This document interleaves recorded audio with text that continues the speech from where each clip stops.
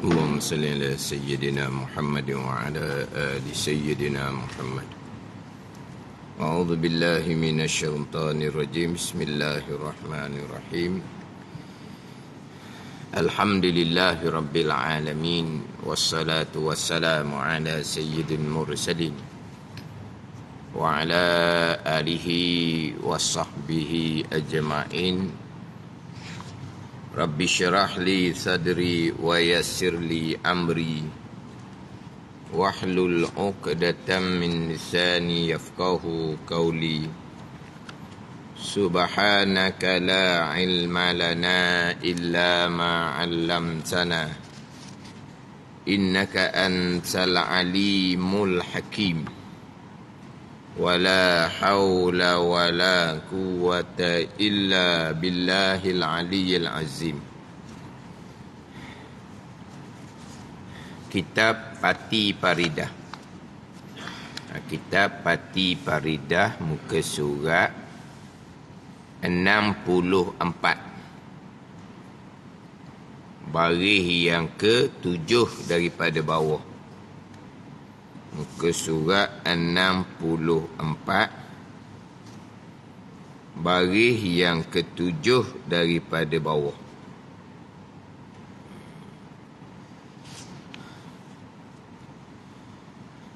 Qala al-muallifu rahimahullahu ta'ala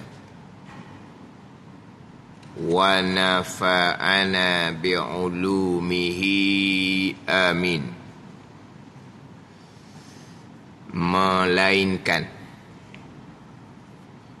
Melainkan ni istinaf daripada tiada dihukumkan dengan kufur. Melainkan ni istisna daripada tiada dihukum dengan kufurnya. Tiada dihukum dengan kufurnya, pembicaraan permulaan di atas tu, orang mubtadi' tiada dihukum dengan kufurnya, melainkan. Ini istisna dia, pengecualian dia. Istisna ni pengecualian. Tajuknya orang mubtadi'. Orang mubtadi' tiada dihukum dengan kufurnya, melainkan. Ini istisna dia. Dengan bahawa hak ni kafir. Hak ni mubtadi' yang kafir. Hak ni mubtadi' yang dihukumkan kafir. Melainkan mubtadi' yang berkata, yang beriktikad. Yang berkata dengan makna yang beriktikad, Allah berjisim. Allah berjisim, berbentuk macam kita lah.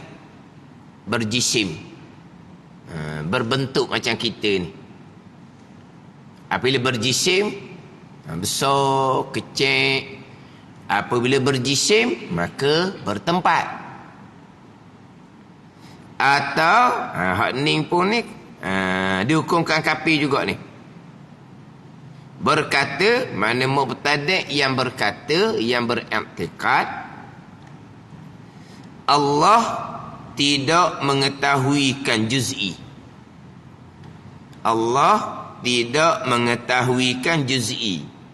Allah tidak mengetahui secara satu persatu, secara detail. Allah hanya mengetahui secara kulli sahaja, secara kasar sahaja. Allah mengetahui secara kasar sahaja, tidak mengetahui secara juz'i. Maka ini tafriq pada kata melainkan. Melainkan ni, maka kafir ia mubtadi' ni.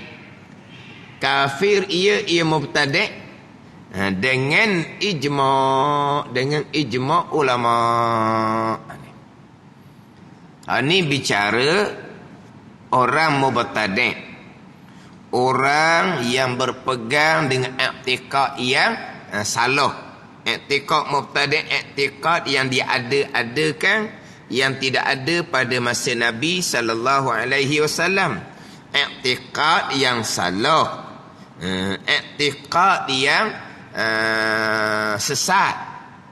Tapi hak ni i'tikad yang salah, yang sesat, yang bid'ah ni kafir ke tidak? Sebab terdahulu bicara berkaitan dengan sebab jadi murtad, batal iman. Yang pertamanya i'tikad yang salah. Hak tu hak kafir ijma' ulama. Sekarang ni orang mubtadi' ni beriktikad dengan iktikad yang bid'ah. Bid'ah ni yang diada-adakan, yang tidak ada pada masa Nabi SAW. Tapi bid'ah yang kita bicara sekarang adalah bid'ah i'tiqadiyah, bid'ah pegangan. Bid'ah i'tiqadiyah, bid'ah pegangan. Ini bid'ah yang sesat. Ini i'tikad yang salah. I'tikad yang bid'ah ni tiada dihukumkan dengan kufur. Contoh yang terdahulunya Mu'tazilah Qadariyah yang beriktikad manusia yang menjadikan perbuatannya sendiri dengan kudrah yang Allah Ta'ala jadikan di badan dia.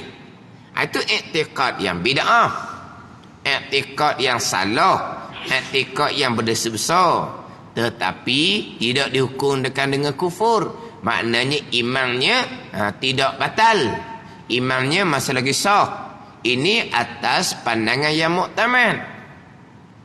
Tapi hak Mu'tazilah Qadariyah ni satu pandangan, bukan kata bid'ah berdosa besar, bukan bid'ah yang kafir, imannya tidak sah. Itu satu pandangan. Jadi kebanyakan hak i'tikad Mu'tazilah ni kebanyakannya tidak dihukumkan dengan kufur, sebab mereka ada takwil mereka sendiri. Mereka ada hujah mereka sendiri. Mereka ada takwil, mereka ada hujah mereka sendiri. Yang mana takwil mereka ni ada ihtimal benar, tapi di sisi ulama Ahlussunnah wal Jamaah salah takwil mereka tu. Faham tak ni? Jadi Mu'tazilah ni dia bukan tolak ayat Al-Quran, tapi dia takwil akan ayat Al-Quran. Takwil ayat Al-Quran ni Ahli Sunnah pun ada takwil kalau berkaitan dengan ayat mutasyabihah. Ahli Sunnah pun takwil ayat yang mutasyabihah, tak pakai zuhir-zuhir gitu. Tapi takwil Ahli Sunnah ni lain. Tapi bagi golongan yang terpesong, takwil Ahli Sunnah ni dia kata Mu'tazilah. Ada kat pesen tu. Jadi sekarang ni ginilah, kita dah cerita Mu'tazilah samalah, masing-masing mengaku sebenar, sebaliknya yang lain yang salah. Begitulah. Kullu hizbin bima ladaihim farihun. Tuhan kata tiap-tiap golongan ni dia akan bergembira dengan barang yang ada pada sisi mereka. Mana-mana kumpulan dia beranggapan mereka lah yang sebenar. Faham tak ni? Ini bicara hak i'tikad Mu'tazilah. Samalah apa-apa pun sekarang. Kan banyak pertelingkahan. Banyak pertelingkahan. Dalam pertelingkahan tu masing-masing mengaku mereka lah yang sebenar. Masing-masing mengaku mereka yang sebenar. Yang lawang dia itulah yang salah. Yang mengaku sebenar ada hujah dia. Yang dikatakan salah, yang salah tu mengaku dia sebenar juga, ada hujah dia. Ada takwil masing-masing. Tapi antara takwil ni lah, manakah takwil yang betul, manakah takwil yang salah. Mana takwil yang betul, manakah takwil yang salah. Ni kena beraluh lah. Mu'tazilah dahulunya di kalangan ulama Mu'tazilah, bukan orang jahil-jahil. Hak timbul-timbul golongan Mu'tazilah dahulunya, mereka ada imam-imam mereka. Kita Ahlussunnah wal Jamaah, kita ada imam-imam kita. Kalau tauhid ke Imam Asy'ari, Imam Maturidi. Sebaliknya, golongan terpesong Imam Asy'ari itulah Mu'tazilah. Dia gitulah. Ada ni.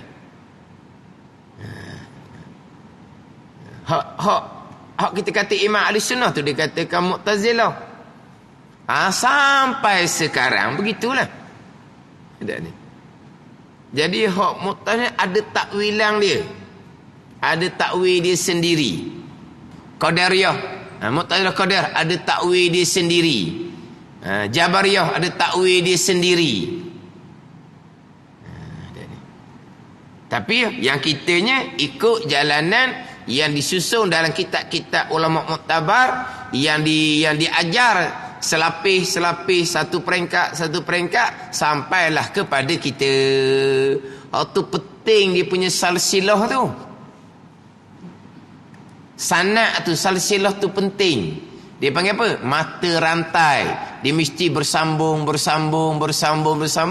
sampailah kepada mereka-mereka yang ulama-ulama yang muktabar. Ada ni. Bab pekoh pandangan mazhab yang berbeza huraian, tu mudah je tu. Bab pekoh yang berbeza pandangan dengan huraian yang berbeza, bab ibadah ke bab muamalah ke, tu simple je. Ni bab i'tiqad ni. Bab i'tiqad. Ada ni. Hak ni dia kena belajar kitab, tetap dah kitab. Kitab ada silsilah sampai ke Nabi sallallahu alaihi wasallam. Kitab dia tak bunyi. Kitab dia senyap. Kitab dia tidak mengajar orang. Sebab kitab. Jadi yang mengajar pula tu, dia kena ada silsilah.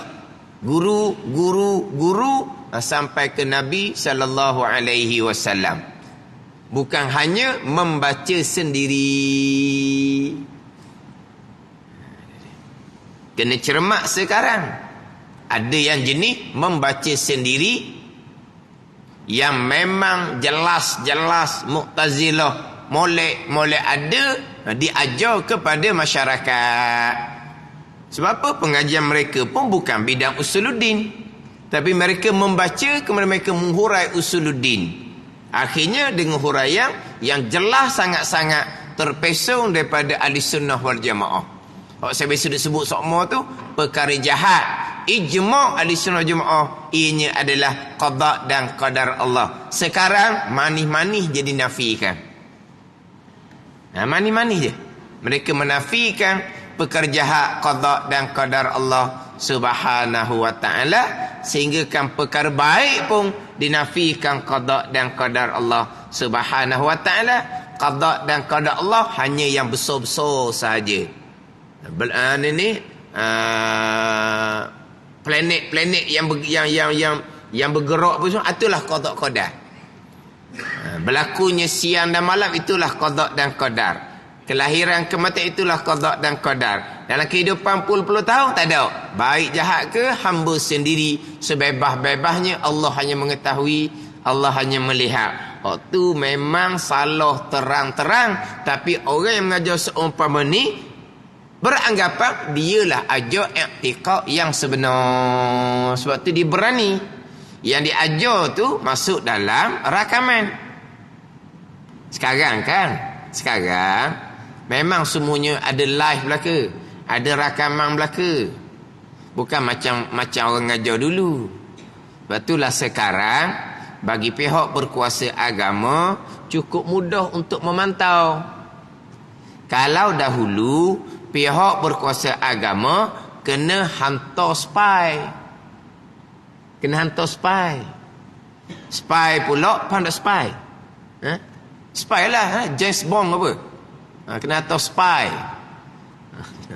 Dia panggil apa? SB tu polis tau. Ni spy lah. Spy yang dihantar pula kena bawa rakaman. Rakaman pula kena sembunyi. Nanti disedari oleh anak murid yang ada dalam kelas. Payah nak cari bukti. Orang yang mengajar tu ajar salah. Sekarang cukup mudah. Orang pejabat agama duduk dalam bilik ekong dia sahaja. Pantau pengajaran hak ada dalam live FB. Oh, cukup mudah. Kenapa ni?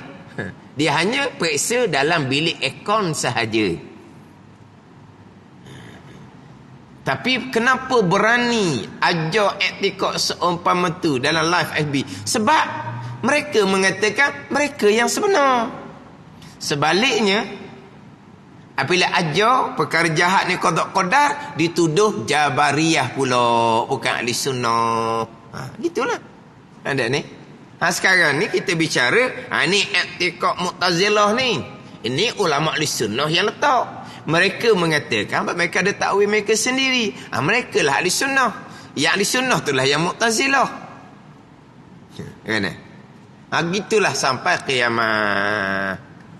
Yang kita berpegang dengan i'tiqad ahli sunnah jemaah jalanan Imam Asy'ari, Imam Maturidi, kerana kita pakai kitab-kitab dan ulama-ulama yang silsilahnya sampai ke Nabi SAW, bukan orang yang membaca dan mengkaji sendiri.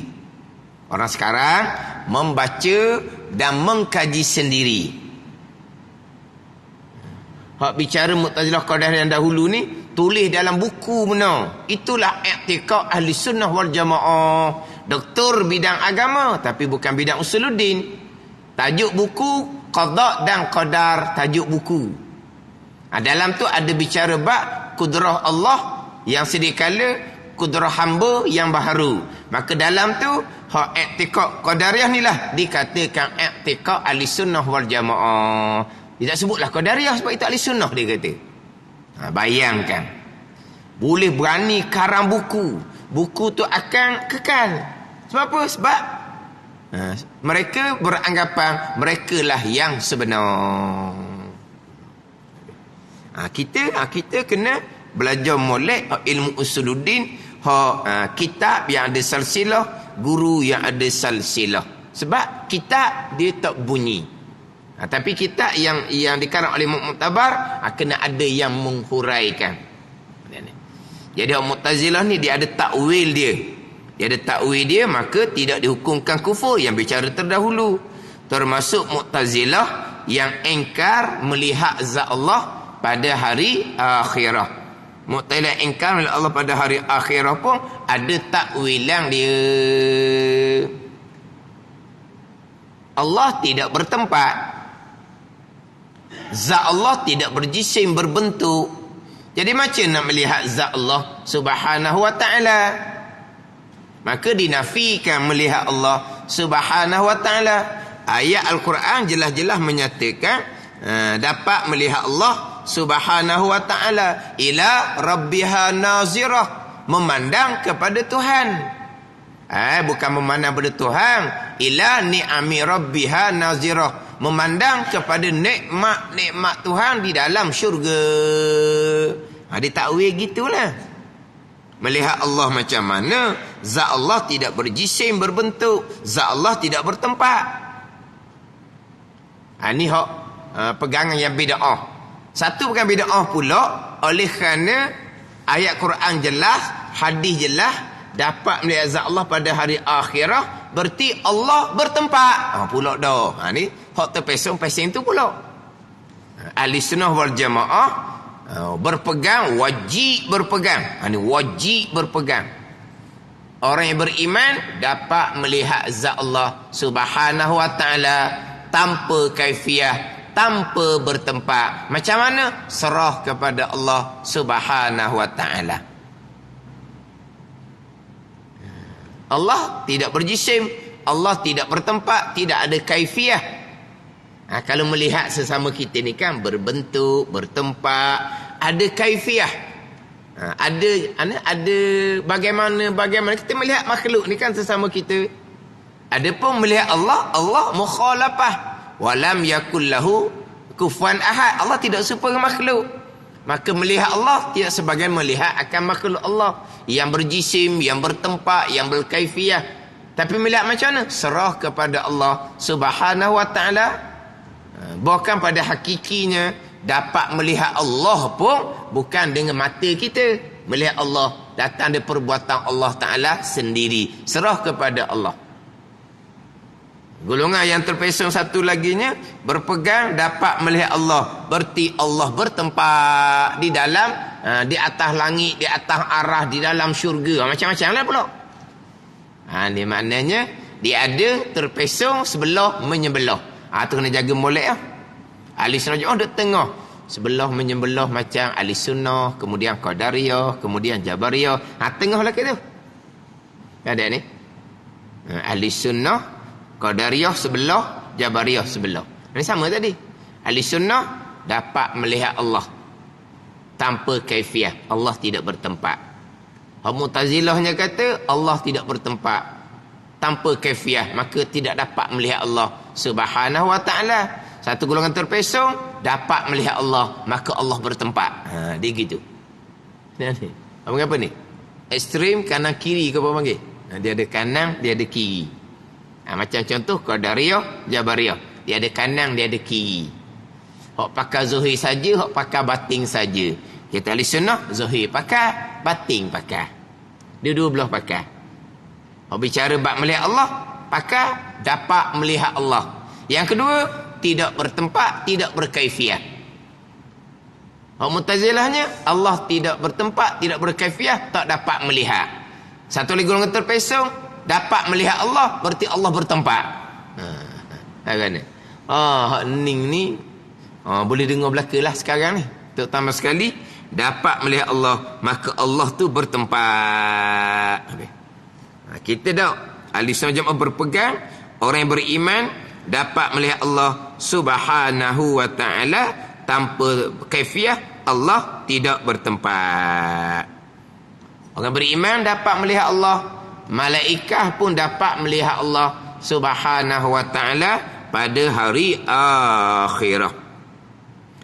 Tapi ada setengah pandang menyatakan bahawa malaikah langsung tidak dapat melihat Allah Subhanahu wa ta'ala. Dan ada pandangan menyatakan bahawa malaikah Jibril satu-satu sahaja di kalangan malaikah yang dapat melihat zat Allah. Lebih pandangan yang muktamad, sekalian malaikah dapat melihat zat Allah Subhanahu wa ta'ala. Adapun orang yang beriman, sekalian beriman lelaki dan perempuan akan dapat melihat zat Allah Subhanahu wa ta'ala. Ini di kalangan ulama ahli sunnah wal jamaah. Adapun malaikah tu timbul khilaf di kalangan ulama. Tapi pandangan yang kuatnya dapat melihat Allah di hari akhirah ni sekalian malaikah. Itu pandangan yang kuat lah. Satu pandangan mengatakan dah malaikat tak boleh tengok Tuhan belaka. Setengah mengatakan bahawa malaikat Jibril sahaja yang dapat melihat Allah Subhanahu wa ta'ala. Dan termasuk juga yang dapat melihat Allah Subhanahu wa ta'ala ada di kalangan jin yang beriman. Jin yang beriman pun dapat melihat zat Allah Subhanahu wa ta'ala. Jin yang beriman pun dapat melihat zat Allah Subhanahu wa ta'ala. Dapat melihat zat Allah Subhanahu wa ta'ala ni bukan hanya dalam syurga, bahkan di mauqif, di mahsyar pun sudah dapat melihat zat Allah Subhanahu wa ta'ala di kalangan orang-orang yang beriman. Ini hak kita wajib i'tiqad, dapat melihat Allah pada hari akhirah. Adapun atas dunia sebelum kiamat, hanya Nabi sallallahu alaihi wasallam jua yang melihat zat Allah Subhanahu wa ta'ala pada malam Mi'raj. Ada pula pandang mengatakan pada malam Mi'raj Nabi SAW hanya Mi'raj dengan mimpi jua, bukan dengan tubuh. Itu ada pandangan yang seumpama tu. Ada ni. Jadi kitanya Nabi Mi'raj dengan tubuh badan Nabi SAW. Dan Nabi melihat Allah Subhanahu wa ta'ala dengan mata lendai Nabi sallallahu alaihi wasallam. Apabila kita berpegang Nabi dapat melihat Allah pada malam Mi'raj, ada golongan terpesong. Oleh kerana Nabi melihat Allah pada malam Mi'raj, berarti Allah bertempat di langit. Dia gitu jadinya.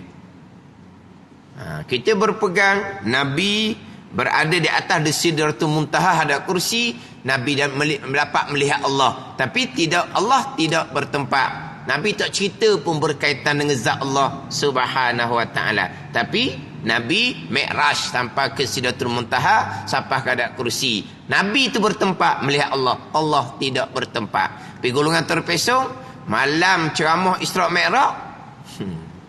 Malam ceramah Isra' dan Mi'raj. Ni dalil Allah duduk di langit.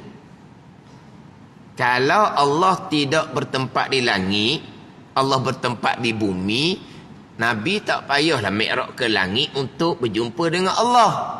Siapa pula berpegang Allah di bumi? Siapa berpegang Allah di bumi? Tapi kenapa Nabi Mi'raj? Itu kemuliaan, kebesaran kepada Nabi sallallahu alaihi wasallam. Nabi nak melihat Allah ni, angkat sampai ke atas di Sidratul Muntaha, sampai ke kursi. Nabi duduk tempat yang paling mulia untuk melihat Allah, tapi Allah tidak bertempat. Hak golongan terpesong ni, dia ceramah Isra' Mi'raj, Allah bertempat. Ini semua ada dalam pengajaran rakaman-rakaman sekarang. Atas dunia hanya Nabi yang dapat melihat zat Allah Subhanahu wa taala.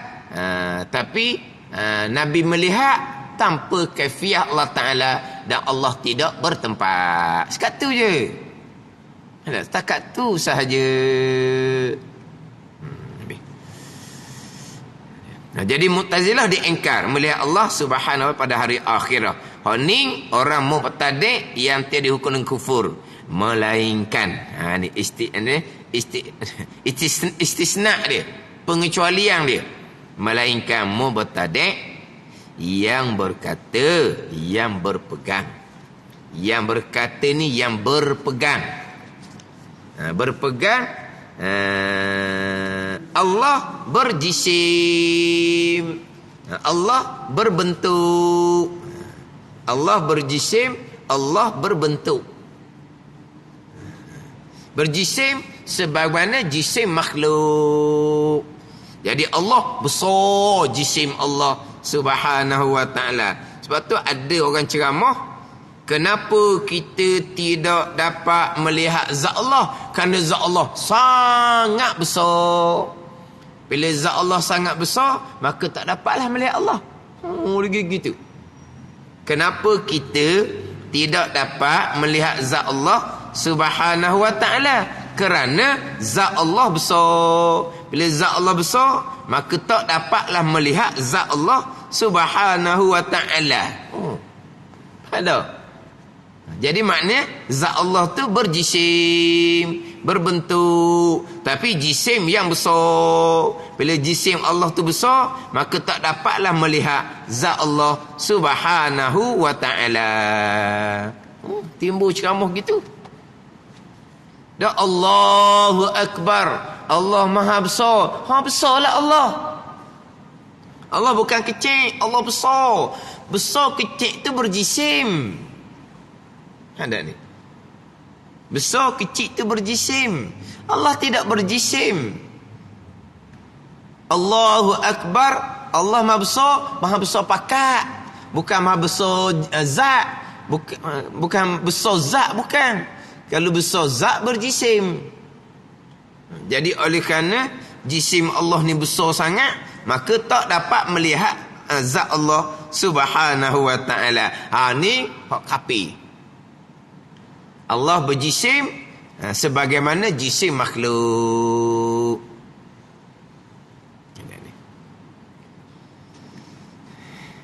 Dalam ayat Al-Quran banyaklah bicara hak berkaitan dengan ayat-ayat yang mutasyabihah dalam ayat Al-Quran ni. Ayat yang cerita berkaitan dengan tangan, cerita berkaitan dengan mata, cerita berkaitan dengan muka, kaki. Dalam hadis ada cerita berkaitan dengan jari. Ada ni. Dia panggil ayat-ayat yang mutasyabihah hadis-hadis yang mutasyabih dia panggil. Ni balik kepada pembicaraan kita dahulu, mukhalafatuhu ta'ala lil hawadith. Mukhalafatu ta'ala lil hawadith pada zat, pada sifat dan pada perbuatan. Itu dahulu. Macam mana dengan ayat mutasyabihah? Dahulunya didatangkan bicara Ar-Rahmanu 'alal arsy istawa. Dahulu. Ar-Rahmanu 'alal arsy istawa. Bicara dahulu muka surat berapa dahulu? Mukhalafatuhu ta'ala lil hawadith. Maka didatangkan ayat Ar-Rahmanu 'alal arsy istawa. Bicara sifat yang keempat. Muka surat 18. Muka surat 18. Muka surat 14. Allah. Muka surat 14 dahulu. Dia ada tajuk di bawah tu. Baru yang ketujuh daripada atas. Peringatan. Tu dulu. Apabila datang Quran atau hadis yang memberi waham, yakni salah sangka, menyerupai Allah akan yang baharu. Contohnya seperti Ar-Rahmanu 'alal arsy istawa. Artinya Tuhan yang Rahman, Tuhan yang bernama Rahman di atas arasy tertinggi. Maka zahir ini ayat Allah berpihak, iaitu tertinggi atas ayat. Allah duduk sebelah tah. Atau panggil berpihak. Maka didatangkan macam mana jalanan mazhab salaf, kemudian mazhab khalaf. Kedua-duanya adalah jalanan ahli sunnah wal jamaah. Itu hak berkaitan dengan istiwa.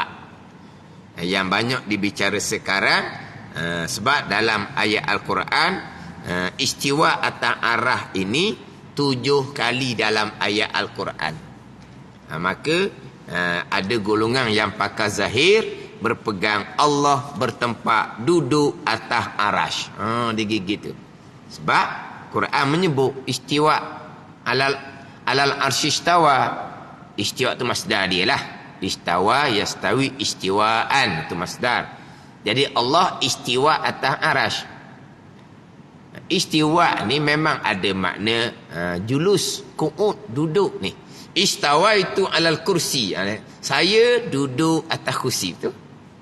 Istawa itu alal kursi. Memang istiwa ada makna duduk.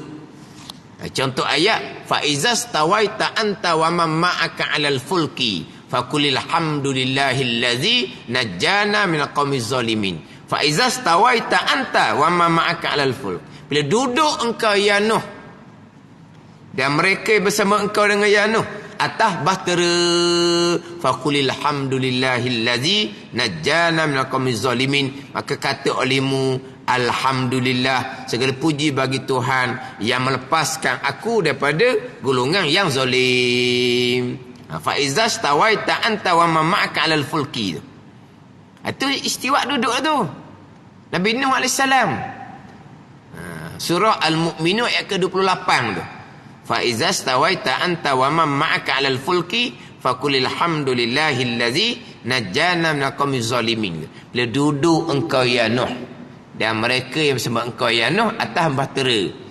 Mereka yang bersama Nabi Nuh AS 40 kelamin, 40 pasang. Itu duduklah. Itu salah satu dari makna istiwa. Istiqrar, ni menetap, istiwa juga. Tapi istiwa ni banyak makna. Istiwa ada makna ala wartafa'a, tertinggi. Istiwa ada makna menguasai. Dia banyak makna istiwa ni. Jadi istiwa banyak makna. Maka ulama ahli sunnah menyerahkan makna kepada Allah, jangan salah, jangan khalah, mendatangkan makna yang selayaknya dengan Allah Subhanahu wa taala daripada bagai-bagai makna istiwa. Kalau menyabitkan tempat Allah atas arasy, maka berlawanan pula dengan ayat-ayat yang lain. Ayat yang lain pula ada menyebut Allah Ta'ala wa huwallahu fis samawati wa fil ard, dan ia Allah di langit dan di bumi. Kalau pakai zahir bercanggah lah. Kalau pakai zahir jadi bercanggah. Allah di langit, Allah di bumi. Nak letak mana pula ayat tu? Ayat yang menyatakan Allah hampir. Wa nahnu aqrabu ilaihi min hablil warid. Kami ni lebih hampir daripada orang merih lagi. Hampir. Jadi seperti duduk di bumi dengan manusia. Zahir. Zahir tu mustahil atas Allah Subhanahu wa taala. Ayat yang menceritakan Allah bersama ma'iyah. Tu lagi banyak. Wa huwa ma'akum aina ma kuntum. Ayat yang cerita Allah bersama lagi banyak. Innallaha ma'as sabirin, innallaha ma'al muhsinin. Di banyak ayat Quran Allah bersama ma'iyah. Zahir gak bersama gak? Bersamalah. Hak zahir tu mustahil sama sekali. Ada ni. Lepas tu tak boleh nak pakai zahir. Dia biasanya akan didatangkan ayat surah Al-Hadid ayat keempat tu. Di awal ayatnya summastawa 'alal arsy. Di hujung ayatnya wa huwa ma'akum aina ma kuntum tu. Surah Al-Hadid ayat keempat. Walladzi khalaqas samawati wal arda fi sittati ayyamin summastawa 'alal arsy. Tu di awal. Di ujungnya wa huwa ma'akum aina ma kuntum wallahu ta'maluna basir. Tu. Awal ayat istiwa at-ta'arah. Di ujung ayat Allah bersama kamu. Allah bersama kamu di mana kamu berada. Dan ulama salafnya sudah serah kepada Allah. Imraruha kama ja'at min ghairi takyifin wala tashbihin wala ta'tilin. Apa lalu gitu lah. Tuhan berfirman Allah istiwa at-ta'arah. Tuhan berfirman Allah bersama. Lalu gitu je. Dengan tidak mengkaifiatkan, dengan tidak menyerupakan Allah dengan makhluk, dan dengan tidak menghampakan. Jangan tolak ayat tu. Allah istiwa, beriman. Allah bersama, beriman. Allah istiwa at-ta'arah. Allah bersama di bumi. Kalau pakai zahir bercanggah lah. Kan serah kepada Allah. Ayat Quran mustahil bercanggah. Patut apa makna dia? Serah kepada Allah. Gitu je lah. Kalau pakai zahir tak boleh. Sebab jadi Al-Quran jadi berlawanan. Mustahil ayat Quran berlawanan. Kalau pakai zahir kan. Istiwa at-ta'arah, duduk at-ta'arah. Wa huwa ma'akum aina ma kuntum. Tuhan duduk bersama dengan kamu. Dah bersama? Itu mustahil sama sekali. Itu bukan jalanan Ahlussunnah wal Jamaah. Jalanan khalafnya letak makna yang selayaknya. Istiwa at-ta'arah, Allah menguasai arasy. Allah bersama, Allah mengetahui, Allah menolong. Itu jelah. Golongan yang terpesong ada dua jenis. Satu jenisnya Allah duduk atas arah, duduk yang selayaknya. Satu golongannya Allah bersama dengan kita. Kita berada di mana-mana, Allah pun berada di mana-mana. Sama tu. Pada ni. Satunya Allah bertempat tempat khas atas arasy. Satu golongannya Allah bersama dengan kamu di mana kamu berada. Kamu ni berada di mana-mana, maka Allah pun berada di mana-mana, tidak di tempat yang khas, tempat yang tetap. Tadi Allah tetap atas arasy. Ni Allah berada di mana-mana. Dua-dua tu terpesong belaka. Tapi yang peliknya, golongan yang terpesong Allah duduk atas arasy, dikata kita ni ahli sunnah berpegang Allah di mana-mana. Itu bukan akidah kita, Allah di mana-mana. Ada hak karut memang ada lah.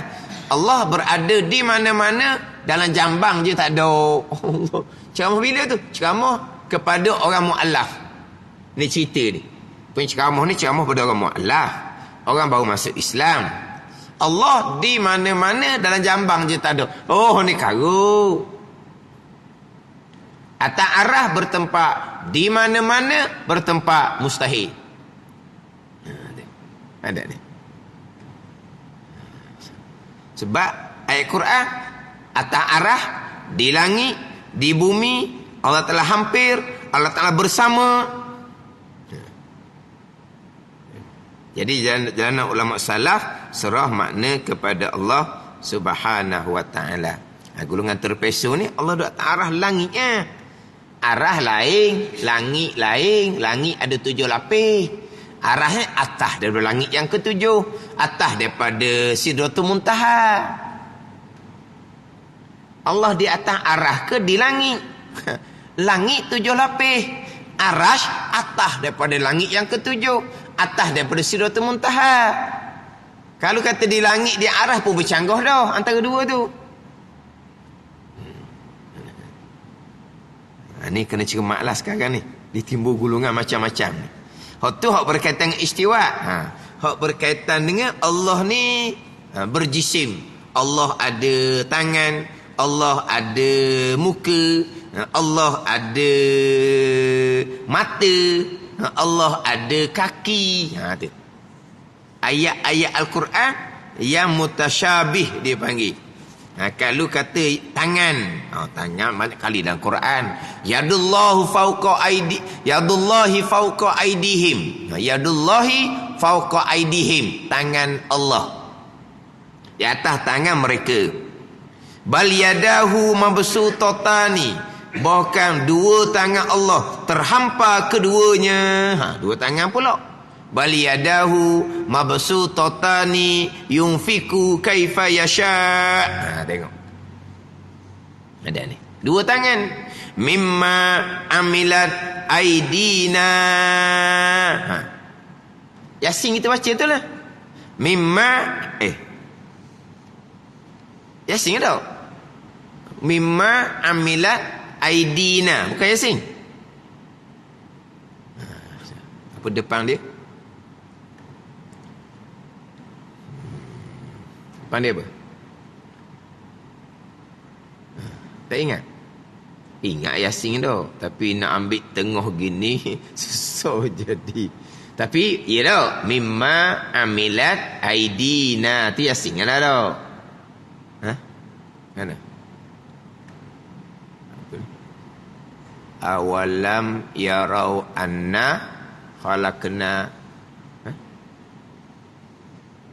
Awalam yarau anna khalaqna lahum mimma amilat aidina. Tu dah. Awalam yarau anna khalaqna lahum mimma amilat aidina. Dia ingat ni ayat Quran ni tak ada salah. Tak apalah, mimma amilat aidina sudahlah, senang. Mimma amilat aidina, tangan-tangan kami. Tengok. Yadullah satu, bal yadahu dua, aidina banyak.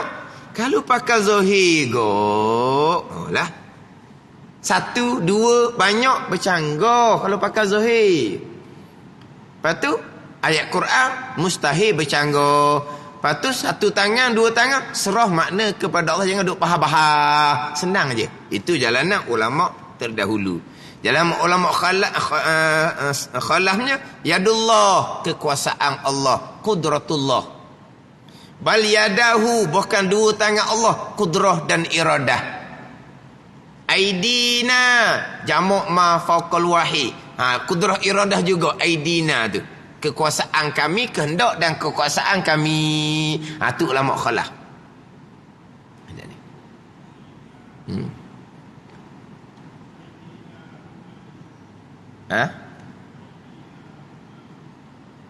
Otak kemudian hak awal. Hak awal, sebelum tu. Sebelum mimma amilat aidina, tahu sebelum. Tak apalah. Ambil tu je. Payah juga.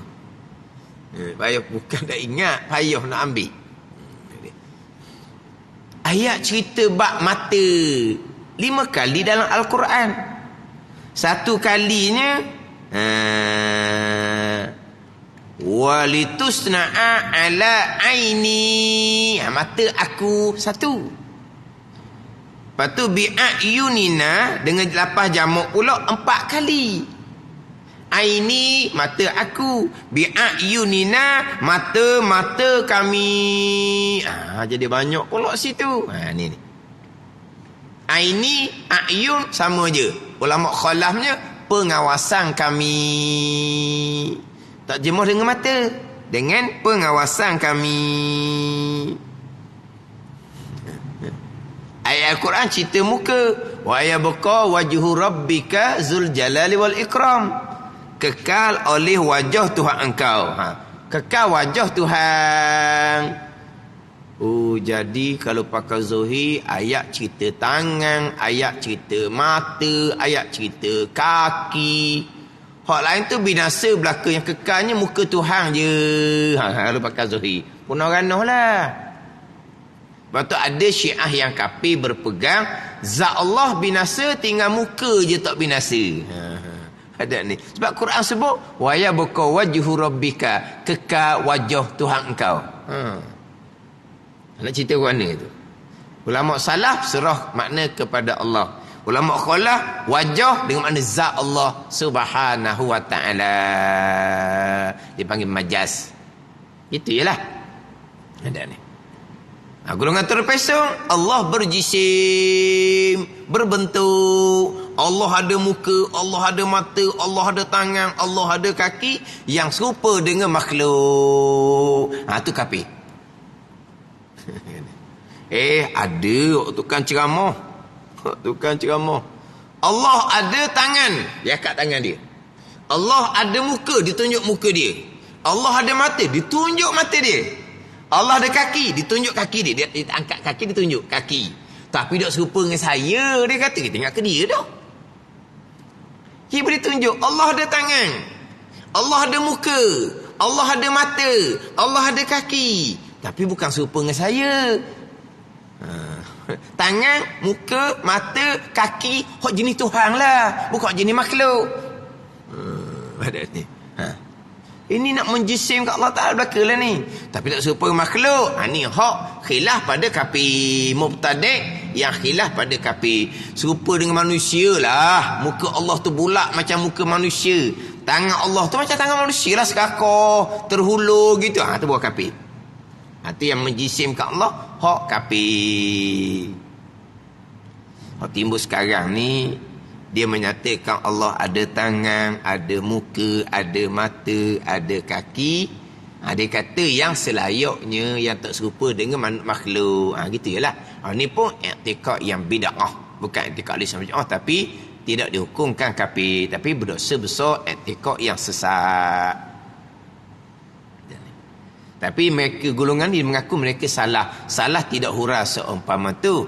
Salah serah makna kepada Allah Subhanahu wa taala.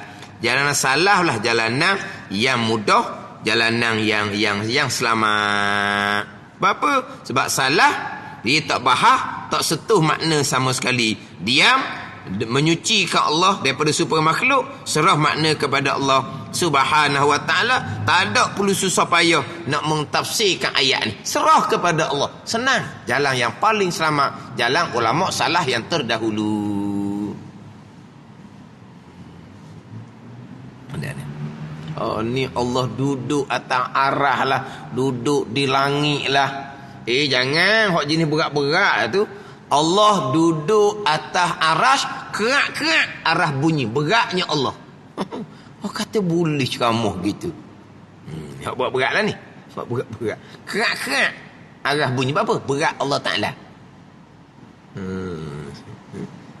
Pegangan kita. Alhamdulillahi Rabbil Alamin. Itu je. Alhamdulillahi Rabbil Alamin. Segala puji bagi Allah. Allah Rabb, Allah Tuhan bagi sekian alam. Alam termasuk arash. Alam termasuk langit dan bumi. Arash atas langit ketujuh. Langit, bumi adalah alam dia panggil. Marbub, milik Allah, rentahan Allah, bukan tempat bagi Allah Subhanahu wa ta'ala. Simple. Alhamdulillahi Rabbil Alamin. Allah Rabb, Allah Tuhan bagi sekarang alam. Arash marbub kepada Allah. Langit tujuh lapis marbub kepada Allah. Bumi marbub kepada Allah. Yang direntahi, yang dimiliki oleh Allah, bukan tempat bagi Allah. Arah bukan tempat bagi Allah. Langit bumi bukan tempat bagi Allah, tapi marbub kepada Allah. Allah Rabb. Alhamdulillahi Rabbil Alamin. Jelas ayat tu kan?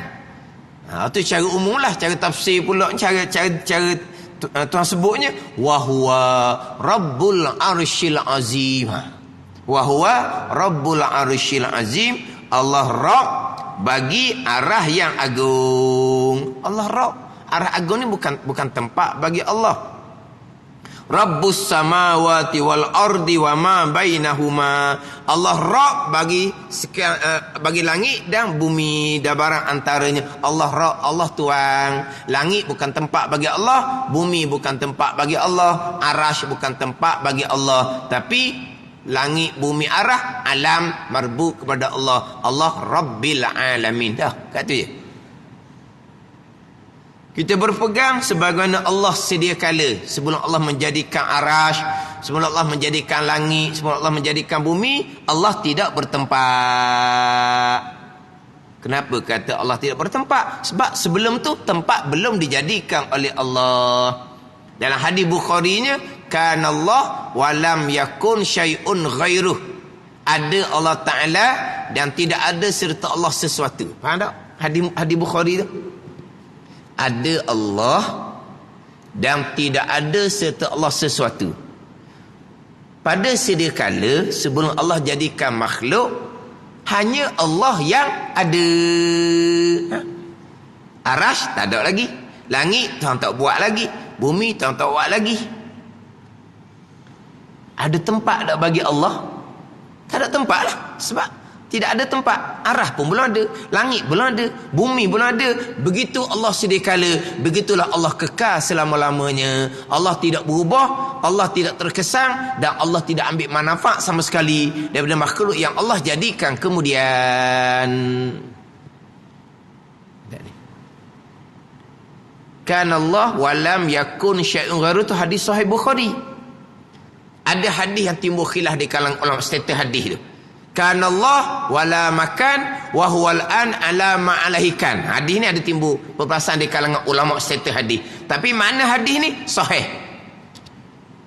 Bertepatan makna hadis ni dengan hadis Bukhari tu. Hadis Bukhari hadis sahih. Kana Allah wa lam yakun syai'un ghairuh. Ada Allah Ta'ala dan tidak ada serta Allah sesuatu. Maknanya tak ada tempat lah. Jadi hadis yang timbul petikan di kalangan ulama ni, kana Allah wala makan. Ada Allah Ta'ala tidak bertempat. Hadis ni status dia timbul pertikaian. Tapi makna tidak bertempat bertepatan dengan makna hadis Bukhari. Nak bertempat macam mana? Sebab sesuatu belum lagi diadakan oleh Allah. Tempat pun belum lagi diadakan oleh Allah. Apa tu?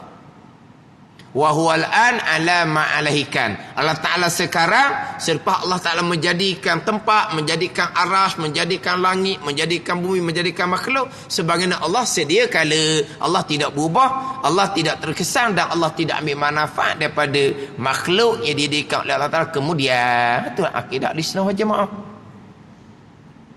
Yang ni. Sedia kala Allah tidak bertempat, Allah tidak bertempat selama-lamanya. Kan? Mudah je. Kemudian marilah terlitah di kepala otak kita. Jangan nak fikir. Sebab apa? Kullu ma khatara ala balika fallahu bi khilafih. Ada ni. Nabi perintah dah. Tafakkaru fil khalqi wala tafakkaru fil khaliq. Fikir kejadian. Jangan fikir Khalik Allah yang menjadikan, fikir. Kita tak fikir, tapi mari telitah. Mari telitah. Mari telitah. Kullu ma khatara ala balika fallahu bi khilafih. Tiap-tiap yang tetap di kepala otak engkau ni Allah menyalahi. Fikir tak? Mari semacam sujud lama sikit, ingatlah Nabi kata aqrabu ma yakunul abdu min rabbih wa wasajid. Sampai hampir hamba dengan Tuhannya adalah ketika dia sujud. Dalam sujud marilah macam Tuhan mari dekat. Mari telitah. Tak fikir, tapi dia mari lintasan. Allah menyalahi. Dah. Jangan duk fikir bab zat Allah Ta'ala. Memang dok, cari Nabi larang, kenapa kena fikir? Lintasan mari ke dok? Lintasan mari. Rasa macam Allah berada di depan. Tengah semayang ni berasa macam Allah ada di depan. Allah menyalahi apa yang ada dalam kepala otak kita. Itu je. Ni dia boleh pula. Kita fikir macam mana? Oleh kerana kita berdoa ke langit, kita fikir Allah di mana? Kita nampak dia, Allah di atas lah. Betul Allah di atas. Allah dia kata. Ni kata pelik-pelik. Dia pakai fikiran dia. Sebab kiblat doa langit. Berarti Allah duduk langit Dah kiblat semayang, Kaabah. Allah duduk Kaabah. Kaabah tak menasabah sebab Kaabah kecil. Kalau langit menasabah sebab langit luas. Jadi Allah besar lah. Gitu. Kaabah ni Baitullah. Kaabah kan Baitullah kan. Ni dalam Quran Allah Ta'ala berfirman, antahhira baiti lit-taifina wal akifina warruk'is sujud tu. Bahawa menyuci oleh Nabi Ibrahim dan Nabi Ismail alaihi wasallam baiti akan rumah aku. Rumah aku tu tuan kata. Jadi kita pun semayang menghadap kepada Baitullah. Terus menghadap pada rumah Allah. Allah duduk dalam tu. Tu tak menasabah kecil sangat. Lepas tu kiblat doa di langit. Langit menasabah sebab langit luas. Jadi mana Allah besar. Ada ni. Kiblat doa langit. Kiblat solat Baitullah. Tapi Allah tidak bertempat. Itu je. Allah Rabb, Allah Tuhan. Semua yang ada adalah makhluk kepada Allah Subhanahu wa ta'ala. Yang bawa pelik-pelik ni bukan biasa-biasa orang. Orang yang mudah menarik minat orang, terutama sekali orang muda-muda. Orang yang ada kelulusan, orang yang ada pangkat, dia pandai berbicara yang tidak kasar, bicara yang lembut. Ini orang muda-muda minat lah. Itu kena cermat molek. Tapi tak ada lah hak timbul sekarang dia menjisimkan Allah seperti makhluk. Allah bertempat yang selayaknya. Allah ada tangan, muka, mata yang selayaknya. Allah bertempat duduk atas arash macam kita bertempat duduk atas kursi. Itu kafir. Ini dah. Ini golongan yang mubtadi', yang bid'ah, tapi tak dihukumkan kafir. Atau berkata, ni hak mubtadi' juga ni. Allah tidak mengetahuikan juz'i. Allah tidak tahu secara satu-satu. Allah hanya tahu secara kulli. Pada ni. Contoh-contoh. Pasir banyak, daun kayu banyak. Allah Ta'ala tahu banyak. Tapi secara juz'i, secara satu-satu, Allah pun tak tahu juga berapa uti pasir, berapa helai daun kayu. Tapi Allah Ta'ala tahu pasir banyak, Allah Ta'ala tahu daun banyak. Tu kita pun tahu pasir banyak, daun banyak. Jadi mubtadi' ni Allah Ta'ala tidak tahu secara juz'i. Allah Ta'ala tidak tahu secara satu-satu. Allah Ta'ala tahu secara kulli, secara umum, secara borong je. Gitu. Itu pun kafir juga. Maka kafir ia dengan ijma' ulama. Ini mubtadi' yang hukum kafir ijma' ulama. Habislah. Bicara bab i'tikad yang salah, i'tikad yang khilaf pada kafir, dia pun bicara pula taubah daripada dosa. Sebelum nak membicarakan kematian, sebelum nak membicarakan barzah hari akhirah, dan kita ni bicara taubah terlebih dahulu. Tapi taubah ini pembicaraan dalam ilmu tasawuf sebenarnya lah. Taubah sebenarnya pembicaraan dalam ilmu tasawuf. Tapi dalam kitab Fatih Faridah ni, dia rumus daripada kitab Faridatul Fara'i, Syekh Ahmad Al-Fatani. Jadi sebelum nak bicara bab kematian, bicara bab taubah terlebih dahulu. Walaupun taubah ini termasuk di dalam pembicaraan ilmu tasawuf. Wallahu a'lam.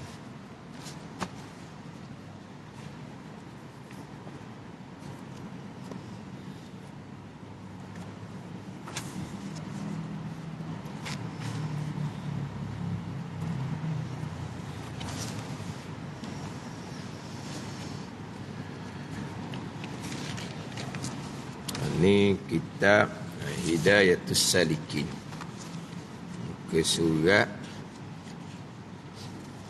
16. Muka surat 16.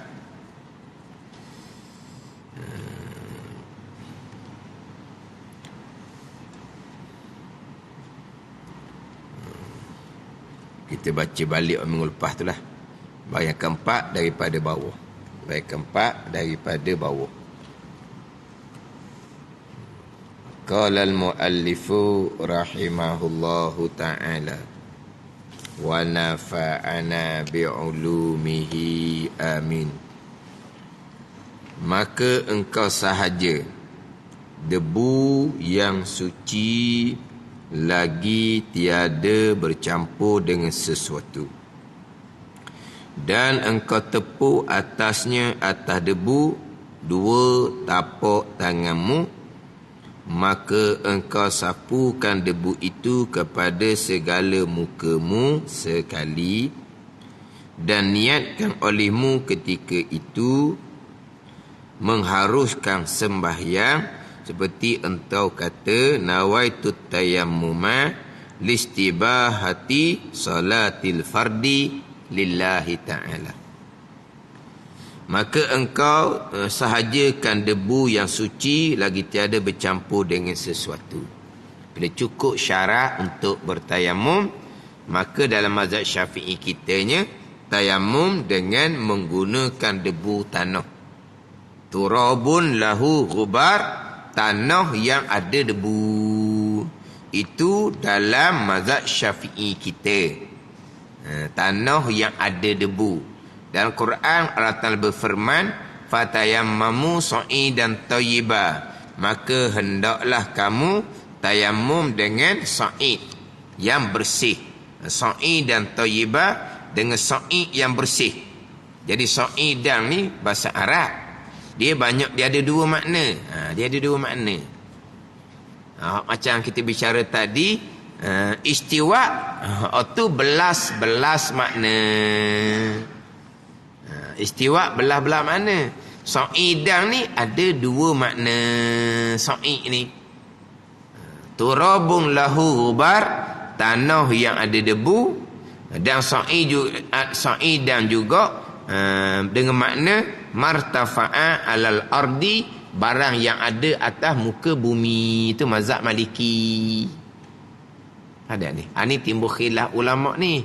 Quran satu, tetapi kenapa pandangan berbeza tadilah.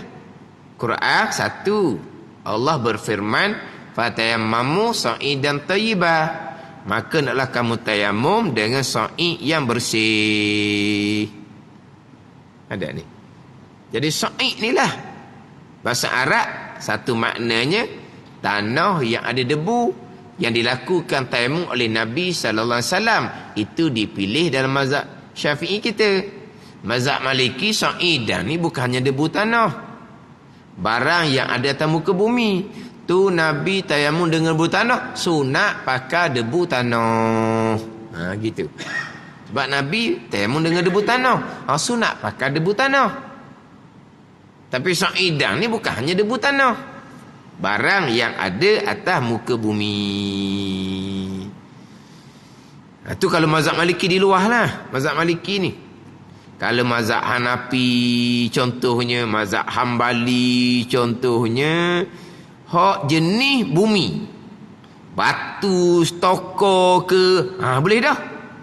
Ada ni. Hak mazhab Hanafi dengan mazhab Hambali. Ada ni.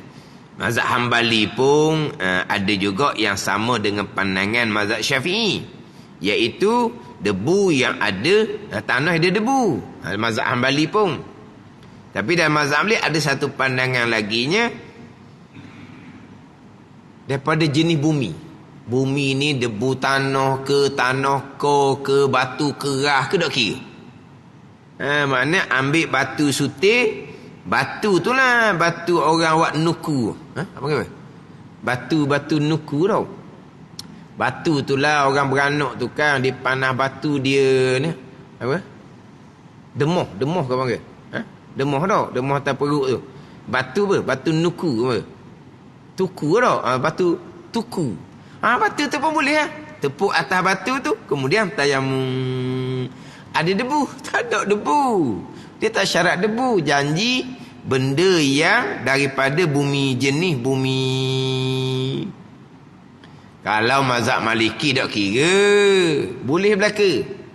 Dinding boleh, latar boleh, tepuk di cermin boleh, tepuk di almari boleh. Itu mazhab Maliki. Mana ni? Ingat tak cerita angkasawan? Ni Syekh Muzaffar apa? Syekh Muzaffar. Kemudian lepas tu ada kapten apa tu yang dipilih untuk kemudian lah. Kapten tu tak jadi tau. Syekh Muzaffar je jadi. Kang masa tu kang hebat Malaysia kang. Padahal umpama beli barang Rusia boleh hadiah. Macam beli barang mahal boleh bekas plastik suti. Tu je hidup bangga. Yang angkasawan Rusia tu duduk atas tu 6 bulan dah. Dia nak hantar hak baru, hak 6 bulan tu nak turun balik semula. Nak hantar hak baru. Hak ni tumpang naik, tumpang turun je. Sepada ni. Hak naik tu nak tukar 6 bulan dah duduk atas dia punya tu. Nak hantar hak baru ni. Hak tu nak turun balik. Hak ni numpang naik, numpang turun. Allah dia punya spinnya macam kapal angkasawan tu macam hak Malaysia dah. Pada dia punya spin. Apa ni? Lepas tu nak tahu pula seorang lagi kapten tu. Lepas tu tak jadi torok. Tak ajak dah macam mana? Sebab apa tak jadi? Dah buat macam hak dia. Nak buat kajian. Kajian apa? Bawa naik turun je. Orang duduk atas ni berbulan-bulan ni. Tu je lah. Sebab apa? Lah bayangkan. Padahal numpang. Live dalam TV. Selepas Syekh Muzaffar ni jumpa yang di Pertuan Agong, live dalam TV. Dia ajar cara bertayamum.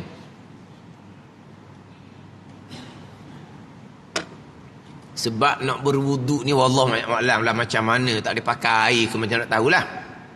Bertayamum. Dia ajar cara bertayamum. Jakim yang ajar live dalam TV.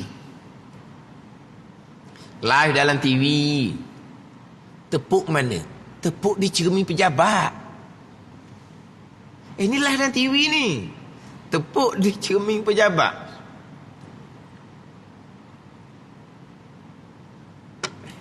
Orang kampung ni dia kata di cermin tu ada debu tanah dah.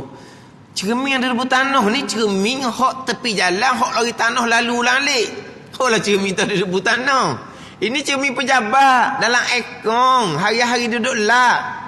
Mana ada debu tanah? Ni tepuk di cermin, apa tu tayamum.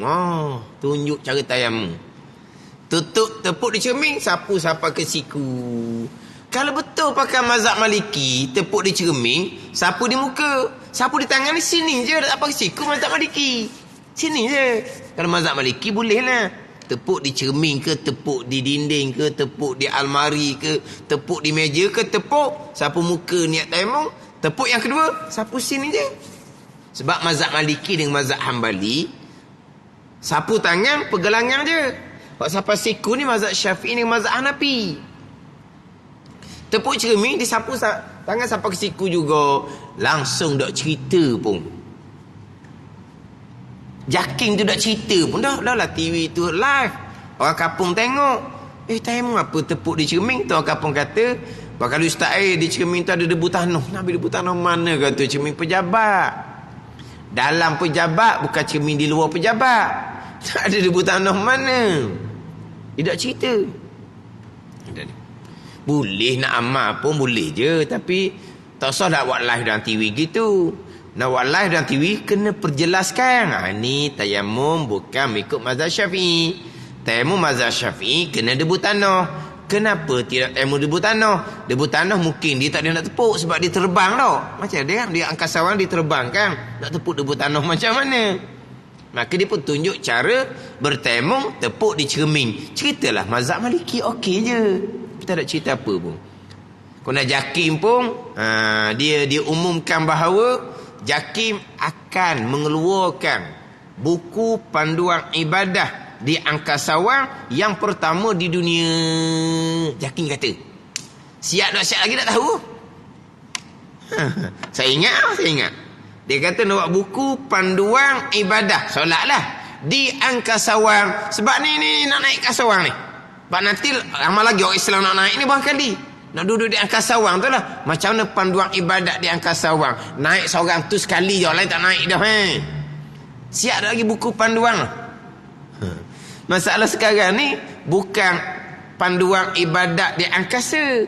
Atas bumi ni pun ada panduan ibadat. Atas bumi pun ramai orang semayang tapi memang hebat lah. Jadi kira tak main lah atas bumi ni. Panduan ibadat di angkasa. Buku ni kalau siap, buku yang pertama-tama di dunia. Pertama belaka kita ni. Tapi siap dah ke dak, wallahualam. Tak ada nak kata, sebab kita tak tahu tu. Mungkin siap dah, ada di Jabak JAKIM, mungkin tanya orang JAKIM kan. Sebab dia kata tu, JAKIM akan mengeluarkan buku panduan ibadah di angkasa yang pertama di dunia buku seumpama tu. Tanya JAKIM. Siap dah ke? Duduk mana buku tu, boleh kita pakat tengok. Tapi ditunjuk tayamum sapu di cermin kepada orang ramai tanpa diperjelaskan. Itu mazhab Maliki. Mazhab Syafi'i kita maklumlah dengan debu tanah. Dengan debu tanah. Dengan batu tak boleh. Kalau mazhab Hanafi, Hambali ada pun mengatakan dengan batu pun boleh walaupun tak ada debu sekalipun. Ada ni. Adalah timbul dia duduk hospital. Jadi tangan dia tu kena seming. Tak okeylah kena seming ke apa ke tangan. Jadi dia nak berwuduk serta bertayamum. Jadi untuk tayamum dia nak tepuklah di mana-mana pun, di dinding ke di meja ke tak kira lah. Sebab dia nak tayamum dengan debu ni payah. Kata kalau nak pakai mazhab Maliki, bukan menggunakan debu tanah. Nak tepuk di dinding ke di meja ke boleh. Tetapi kalau nak pakai mazhab Maliki, tak payah tayamum dah. Apabila pembalut di tangan untuk berwuduk, anggota molek di tangan, muka basuh macam biasa niat wuduk, tangan hok molek basuh, atas pembalut mazhab Maliki hanya sapu air sahaja, tidak ada bertayamum, tidak ada. Hok tayamum mazhab Maliki tepuk di mana-mana pun boleh. Tayamum hanyalah kerana ketiadaan air. Adapun air banyak tetapi oleh kerana tangan ada seming menyebabkan air tak rata, mazhab Maliki wuduk macam biasa, muka basuh macam biasa, tangan basuh macam biasa. Di tangan tu ada seming tak menyebabkan air tak rata, basuh tangan, sapu air atas seming sekali. Sapu bukan basuh seming, sapu. Kemudian sapu kepala, sapu telinga, basuh kaki. Jadi tak perlulah kalau ada pembalut di tangan, konon-kononnya dia nak bertayamum.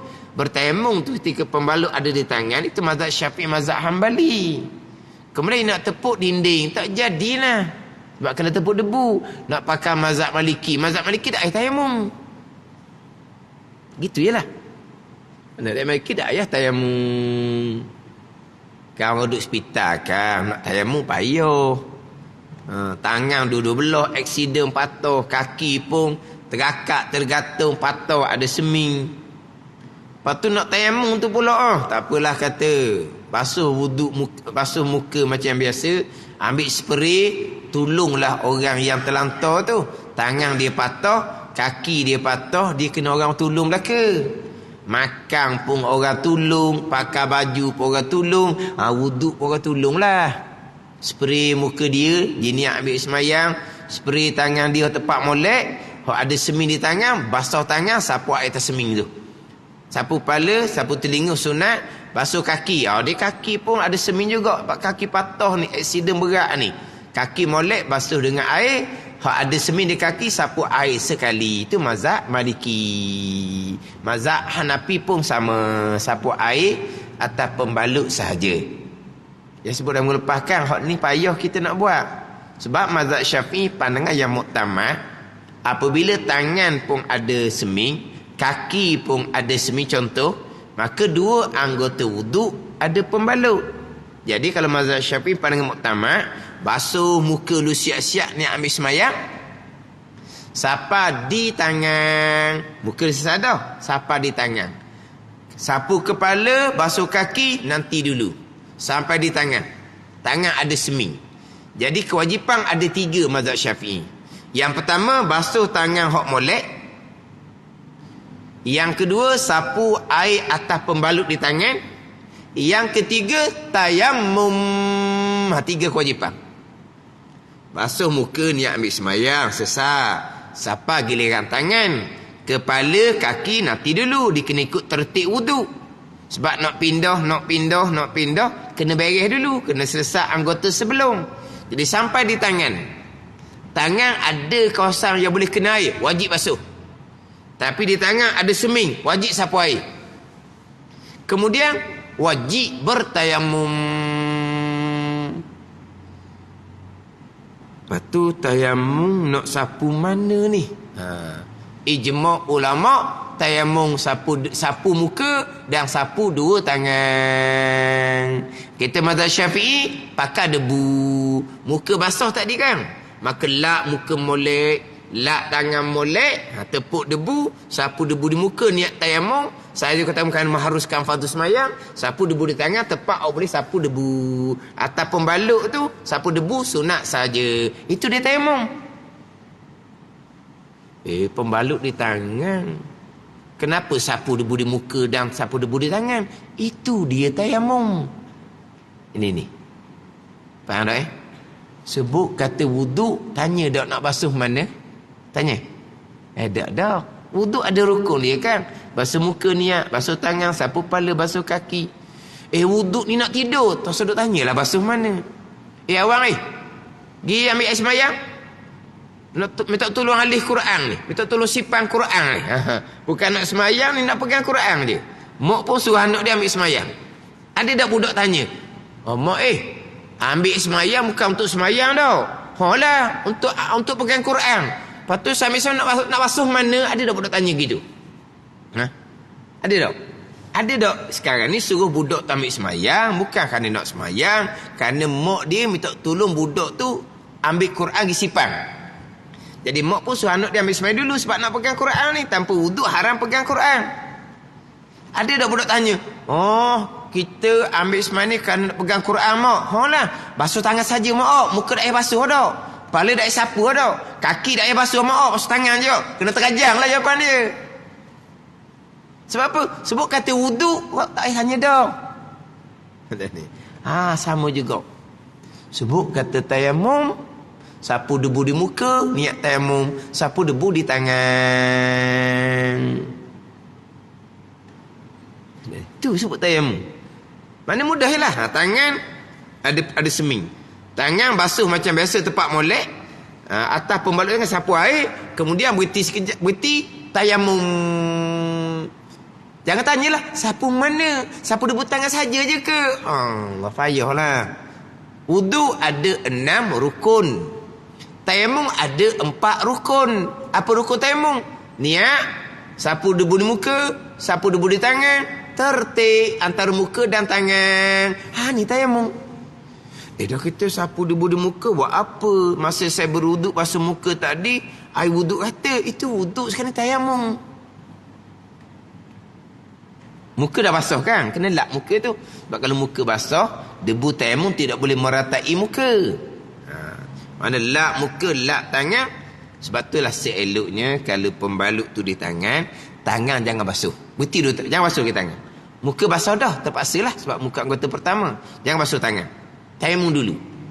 Tayamum dulu makna apa? Muka je basuh, tangan tak basuh. Sapu debu di muka niat tayamum, sapu debu di tangan. Kemudian barulah basuh tangan tepat molek, sapu air ataupun balut di tangan. Itu 3 perkara kena buat. Sesar tangan barulah sapu kepala wudu, basuh kaki wudu. Tiba-tiba di kaki pun ada pembalut juga sebab ada aksiden tadi. Kena buat 3 perkara juga. Basuh kaki tepat awak molek, sapu air atas seming di kaki, kemudian bertayamum pula untuk kaki. Nah. Tayamum, lepas tu buat macam mana? Buat macam mana? Apa aku nak tanya dah tayamum ni? Dah tadi kan tayamum dah kan untuk tangan. Dan ni kaki ni anggota wuduk yang lain. Kena tayamum lain lah. Mana? Tayamum pula untuk kaki. Lak ni sapu debu di muka, sapu debu tangan untuk kaki. Mana? Itu kalau tangan dengan kaki berbaluk. Kalau muka pun berbaluk, tangan pun berbaluk, kaki pun berbaluk, 3 anggota wuduk yang berasingan, 3 kali tayamum mengikut tertib wuduk masing-masing. Ni mazhab Syafi'i yang muktamad. Oh, tak lagaklah nak buat. Macam mana? Jadi mazhab Maliki Hanafi tak ada tayamum. Basuh muka wuduk, di muka ada pembalut, sapu air. Basuh tangan wuduk, di tangan ada pembalut, sapu air. Sapu kepala, sapu telinga, basuh kaki, kaki ada pembalut, sapu air atas pembalut tu. Hanya berwuduk sahaja, tidak ada tayamum. Mudah lagi tu. Kalau mazhab Syafi'i kok, 1, 2 anggota wuduk berbaluk, 2 kali tayamum mengikut tertib wuduk masing-masing. 3 anggota wuduk berbaluk, muka berbaluk, tangan berbaluk, kaki berbaluk, 3 kali tayamum mengikut tertib wuduk masing-masing. Sebab muka anggota lain, tangan anggota lain, kaki anggota lain. Mana-mana anggota lain-lain tak kata air kerana ada pembaluk, diganti dengan tayamum untuk tempat yang tak kata air. Sebut tayamum, sapu debu di muka dan 2 tangan, niat tayamum. Sungguh ni kadang-kadang orang belajar agama pun pening. Ceritanya muka comel lah, tangan kepala comel. Kaki tu ibu jari kaki pecah. Maka ibu jari kaki tu ada pembalut. Kata muka basuh wuduk macam biasa, tangan macam biasa, sapu kepala. Basuh kaki macam biasalah, kaki awak molek tu sebab ibu jari je yang ada pembalut, sebab kaki dia pecah, mana hancur kaki dia. Lepas tu kena bertayamum lah. Atas pembalut di kaki tu sapu air sekali. Kemudian wajib bertayamum. Adalah dia belajar juga. Dia kata, saya ceritalah sapu debu di muka dan 2 tangan. Saya ingat nak ambil debu sapu di ibu jari kaki, dia kata. Pening gitu. Dah ibu jari kaki yang tak rata air kan. Jadi ambil debu sapu di ibu jari kaki lah. Tayamum sapu di ibu muka dan 2 tangan. Sapu di ibu muka, 2 tangan. Muka wuduk kata air tadi, tangan wuduk kata air. Ibu jari kaki yang tak kata air kan. Kenapa nak sapu debu di muka, nak sapu debu di tangan? Sapu debu di ibu jari kaki lah. Tayamum, sapu debu di muka dan 2 tangan. Ganti tempat mana sekalipun. Dia ingatkan nak sapu debu di ibu jari kaki. Kata mengarut sungguhlah. Bayangkan, budak mati belum berkhitan. Budak mati belum berkhitan. Dia kena bertayamum. Sebab budak belum berkhitan ni, dia punya kulut dia tu tak boleh nak buka. Faham tak? Tak boleh nak leceh. Tak boleh nak leceh. Faham tak? Tak boleh leceh. Sebab konek dia mati tu orang panggil. Konek mapuh orang panggil tu lah. Konek buta. Konek buta tak boleh nak leceh. Jadi tak boleh leceh lah, dia menyakiti mayat. Jadi menyebabkan di tempat tu tak kata air. Maka mandi mayat serta wajib bertayamum. Bukan gitu. Budak lelaki mati belum berkhitan, dia punya kulit dia tak boleh nak buka. Kalau boleh buka, kena leceh lah. Basuh dalam tu. Kalau boleh leceh. Kalau tak boleh buat leceh, dia panggil konek buta tu. Maka kena ganti dengan tayamum. Mandi mayat lah. Tapi untuk tempat yang tak rata air di bawah ni kuluk tu, dipanggil kuluk tau. Di bawah kuluk tu wajib ganti dengan tayamum. Lepas tu tayamum nak sapu mana? Ambil debu, sapu di konek tu. Terkajang di mayat tu lah. Apa ni ambil debu, sapu di konek dia. Dah kan di konek tu kan tak rata air. Ambil debu, sapu di muka budak tu, sapu di tangan budak mayat tu, bukan sapu di konek tu. Tapi mandi mayat, muka rata air, muka mayat. Tangan rata air, tangan mayat. Yang tak rata air, konek tu je, kuluk dia tu. Sebut kata tayamum, sapu debu di muka dan dua tangan. Tak kira walaupun ganti untuk tempat konek tu sekalipun. Tu je tayamum. Allah payah kira. Sekali tu orang mengajar. Dia mengajar. Atas belakang ada pembalut. Menyebabkan nak mandi wajib tak rata air. Sebab atas belakang. Tu cerita dia. Cerita dia atas belakang. Atas belakang ada pembalut menyebabkan mandi wajib. Mandi wajib dah belakang bukan anggota wuduk. Dia nak kena mandi wajib. Nak mandi wajib macam mana? Mandi wajib okeylah. Mandi wajib lah. Di tempat yang boleh rata air tu. Tapi atas belakang tu tak boleh nak kena air. Yang tukang mengajar tu ajar macam mana? Dia kata ambil debu, sapu atas belakang. Tayamum dia kata. Yang tukang dengar ni seorang habuk dok komplain. Belaka. Hak tukang ngajar tu salah dah. Hak ramai-ramai hak duduk depan tu apa tak pernah belajar ke tayamum? Tanyalah, ustaz tayamum sapu di belakang. Bukan tayamum sapu di muka dan dua tangan. Ada ke rukun tayamum gitu? Terjun nak tangga lah ustaz tu. Ustaz tu aja salah. Hak ramai-ramai kelas muslimat. Hak ramai-ramai tu tak tahu kata. Dia kata menasabah lah dia kata. Dah hak lain mandi wajib air kata. Hak belakang je tak kata air. Mana? Takkan tak sapu debu muka. Muka kata air mandi wajib. Takkan tak sapu debu di tangan. Tangan kata air tika mandi wajib. Belakang tak kata air. Maka ustaz tu ngajak ambil debu sapu belakang. Logik lah. Allah kata salah tak darat kata. Tayamum sapu debu di muka dan dua tangan. Ganti atas belakang yang tak kata air. Ajar salah satu hal dah. Hak ramai-ramai ada pun terima sebab dia rasa macam logik. Maknanya kalau contohlah orang ni nak mandi wajib, tiba-tiba buat pembedahan lutut. Lutut bukan anggota wuduk. Lutut anggota mandi wajib. Kan anggota mandi wajib satu tubuh kan. Dia pembedahan lutut, haid dia kering. Dia kena mandi wajib untuk solat. Tapi lutut tu tak boleh nak kata air sebab ada seming, sebab dia buat pembedahan lutut. Maka mandi wajib lah sebab air kering dah. Dia pun mandi wajib. Atas lutut wajib sapu air sekali. Kemudian wajib bertayamum untuk lutut yang tak kata air di bawah tu. Dia gitu. Tayamum sapu debu di kepala lutut, sapu debu di muka dan dua tangan. Niat tayamum. Cuma saya sebut tadi tu mandi wajib dahulu. Sapu air atas pembalut di lutut. Kemudian baru bertayamum. Yang comelnya tayamum dulu. Sebab kalau mandi wajib dulu, muka basah, tangan basah. Jadi nak sapu debu di muka dan dua tangan kena lap pula. Jadi banyak kerja. Sebab sekarang ni dia wajib buat 3 perkara. Mandi wajib, ratakan air sekalian tubuh tempat tak ada pembalut. Yang kedua, sapu air atas pembalut. Yang ketiga, tayamum. 3 ni wajib kena buat. Tapi 3 ni mana dulu? Kau pandai. Janji ada 3 ni je. Kalau kita mandi wajib dulu, tayamum kemudian, muka basah, tangan basah, payah nak kena lap.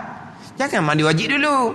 Tayamum, sapu debu muka, niat tayamum, sapu debu tangan untuk kepala lutut. Kemudian barulah mandi wajib, niat mandi wajib. Tayamum, niat dia lah sebab dia ada rukun. Tayamum, niat. Mandi wajib, niat sebab dia ada rukun yang pertama, niat. Ada ni.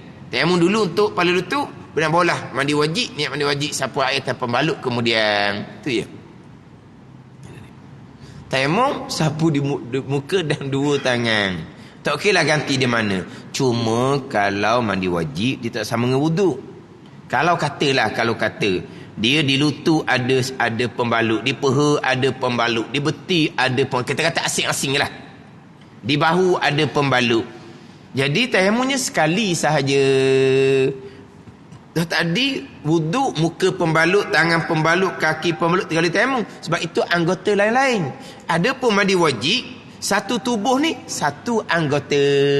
Balut ada di bahu, balut ada di belakang, balut ada di punggung, balut ada di peha contohnya. Dia pun tayamum sekali untuk sekian pembalut tu. Kan dah banyak pembalut kan? Banyak pembalut sekali pun pada satu anggota, iaitu satu tubuh, maka tayamumnya sekali. Dah wuduk 4 anggota, muka, tangan, kepala, kaki, anggota lain-lain. Tak sama. Ini cerita mazhab Syafi'i, pandangan yang muktamad. Boleh buatlah.